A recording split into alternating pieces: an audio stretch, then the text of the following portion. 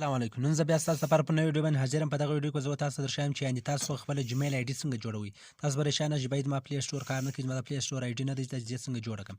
نو به زه نن تاسو ته په دغه ویډیو کې مکمله طریقه درښایم چې تاسو به د پلی سټور آیډي څنګه جوړوئ. نو زه ویډیو سټارټ کوم. که څوک زما په چینل باندې نوي دي، چینل درسره سبسکرایب کړئ او ویډیو درسره لایک کړئ. زه ویډیو سټارټ کوم. تاسو به اول راسئ پلی سټور له پلی سټور چې پر وکې کوي، بیا به راسئ سیګن ان پر دا به کلیک کړئ. پر دا چې مې کلیک کړئ، اوس زما ډیټا بنده ده، زه به ډیټا کلاو کړم. دا د ډیټا ما کلاو کړله، ډیټا دا د ما کلاو کړله. اوس به د آیډي دغه راشي. اوس دا دی راغلی. وایي ته اوس مثال نوی اکاونټ کې جوړوې که هغه زاړه باندې خلاصوې، که زوړ تاسو ته در معلوم مقصد که نه. اوس زه نوی اکاونټ جوړوم. تاسو به لاندې راسئ، دا کوم لاندې چې تاسو ته ښکاره کېږي کریټ اکاونټ، پر دا به کلیک کوئ. بیا به پر فار مای سیل باندې کلیک کوئ. پر دا چې کلیک کوئ، بیا به درته تاسو اول نوم ورکوئ.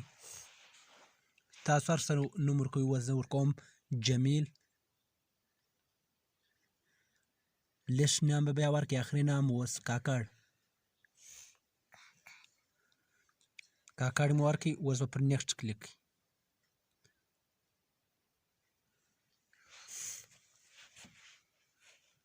پر نیکسټ مې کلیک کوئ. بیا به درته تاسو خپل عمر ورکړئ چې تاسو څو عمر دی. اوس زه ورکوم مثال جنوري 2 تاریخه 25 کال 2000 ورکوم. بس زه و چیشتی میل دی فیمیل دی میل دی پر کلیک کوئ. بیا به پر نیکسټ کلیک کوئ.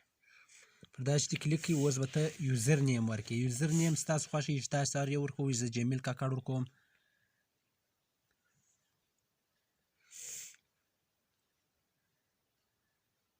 دا د جمیل کاکړ ما ورکړئ. اوس به تاسو درته کې ولیکئ چې تاسو هر شی بل کې لیکئ. اوس مثال کې طور پر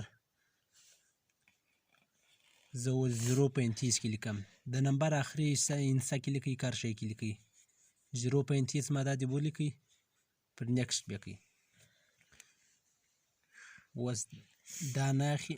اوس زه درته یو بل شی کې ورکړم. دا دی، دا مې کې ورکړئ. اوس یې بیا نه اخلي. اوس دا 0 مارجن ریموو کړله. اوس به تاسو بیا پر کلیک کوئ. چې کلیک مې کوئ، اوس به درته تاسو خپل پاسورډ ورکړئ چې تاسو هر یو پاسورډ ورکوئ، هغه پاسورډ به ورکړئ. اوس زه درته خپل یو پاسورډ ورکوم.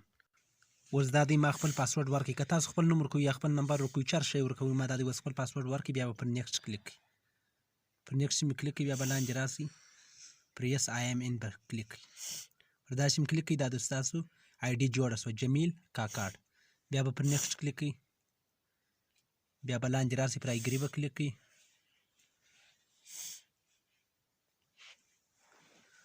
پر ایګري چې مې کلیک کوئ، نو به ستاسو اکاونټ جوړ شي. اوس به زه تاسو در ښکاره کړم. اوس به راسئ، پر دا ایکسپټ به کلیک کوئ. ایکسپټ پر دا چې مې کلیک کوئ، اوس یس آی ایم ان پر دا به کلیک کوئ. اوس دا د ستاسو آیډي کلا شوه. اوس زه بس دا اوس ستاسو آیډي کلا شوه. کېدای شي ویډیو مو خوښ شوې وي، ویډیو سره لایک کړئ او چینل در سره سبسکرایب کړئ. بیا به پر نوې ویډیو راځو.